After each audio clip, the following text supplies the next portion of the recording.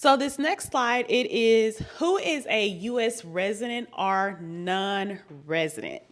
So most of us here living in the U.S., we are citizens because we were born or we went through the process after a person may have received their green card. But sometimes for tax purposes, we need to see who is considered a U.S. resident or non-resident. So an individual can be a resident by two ways.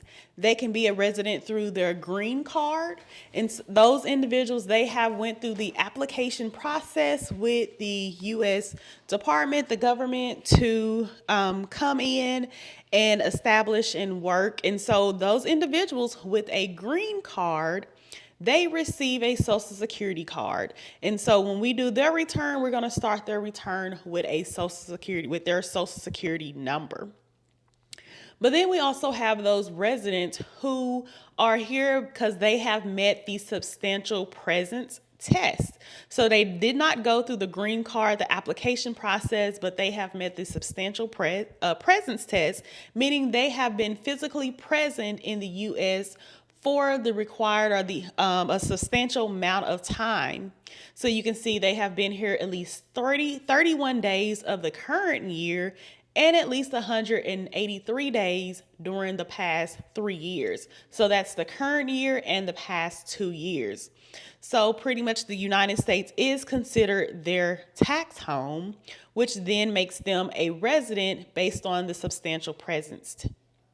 And so those individuals who are residents based on meeting the substantial presence, those individuals receive a I-10. So that is that 9-digit number, very similar to a Social Security number, but again, it starts with a number 9 on there. And so throughout the lesson today and tomorrow, you're going to learn that there are maybe certain credits that maybe I-10 holders that they do not qualify for listed on the tax return. But eventually, over a period of time, some of those I-10 holders, they are then able to convert into a resident, getting a green card, and then if they are wanting to then become U.S. citizens.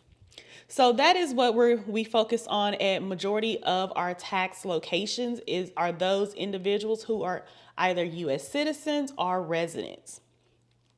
The second one is those that are non-residents individuals. So non-residents, their tax home is in a foreign country, meaning they have a closer connection to their home country than the United States. And what we typically have at our one location that handles the non-residents are those individuals that are here on the visas, which is the F, the J, the M, and the Q visas. There are some other visas, but these are mainly the visas that we help at the one site that takes care of this. And those are mainly our students and teachers on those visas. And so typically those non-residents, they are in the United States for a limited amount of time. Most of the time they're here just for school or work, and they're going back or to teach, and they're going back to their home country. Now, some people may be asking, how can a person go from a non-resident to a resident? Typically, those individuals, after they have been present, living in the U.S. for 5 years, more than 5 years, they are able to then convert to a resident.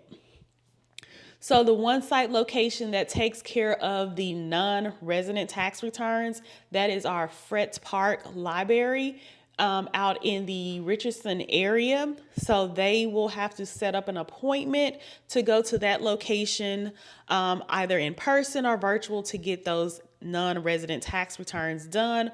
All the other residents, then they will be able to go to our other 6 tax locations, also by an appointment, to get their tax return completed. So just so you know, those are the different distinguishings. And so those of you that are here taking this webinar, most of you will be doing the resident tax returns because you're going to those other locations on there. So you will be doing just a standard 1040. The non-resident is the 1040 NR. So just as we kind of go through the material, you can kind of know the difference between those two.